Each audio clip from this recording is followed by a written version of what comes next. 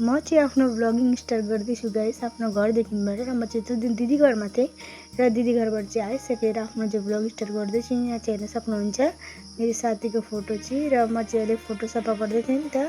र hello everyone, नमस्ते, हजुरलाई स्वागत छ फेरि पनि मेरो एउटा न्यू भ्लगमा। र गाइस यहाँ चाहिँ हेर्न सक्नुहुन्छ हाम्रो घरमा कति प्यारा प्यारा कुकुरका बच्चा ल्याएको रहेछ बेच्दै।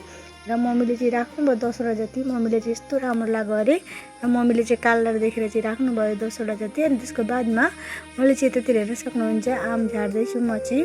र आम चाहिँ एकदम पाकेर हेर्नु न कस्तो भएको रहेछ। र चराहरूले बान्द्राहरूले चाहिँ एकदमै वक्क लाग्यो भनेर मैले चाहिँ झार्दै थिएँ। अनि त्यसको बादमा र आम खाइसकेको बादमा चाहिँ बोक्राहरू चाहिँ किन फ्याँक्नु भनेर चाहिँ मैले हाम्रो घरका बाख्रा खसीहरूलाई चाहिँ यतातिर दिँदैछु।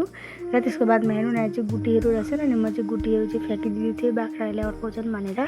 र त्यसको बादमा गाइस हेर्न सक्नुहुन्छ भाइले चाहिँ हाम्रो घरको ग्रिलमा चाहिँ काला गर्दैछ गाइस।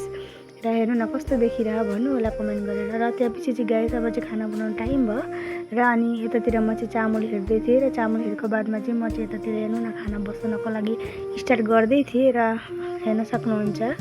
र गाइस हजुरहरू चाहिँ मेरो भिडियोमा नयाँ हुनुहुन्छ भने हजुरहरू चाहिँ मेरो पेजलाई फलो गर्नु होला।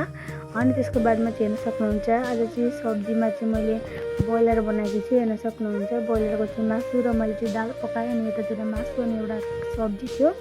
र आजको भिडियो चाहिँ गाइस मैले यति नैमा एन्ड गरेँ कि कस्तो लाग्छ हजुरहरू भन्नु होला। र भेट्नेछु अर्को एउटा भिडियोको साथ। आजको लागि यति नै, बाई बाई।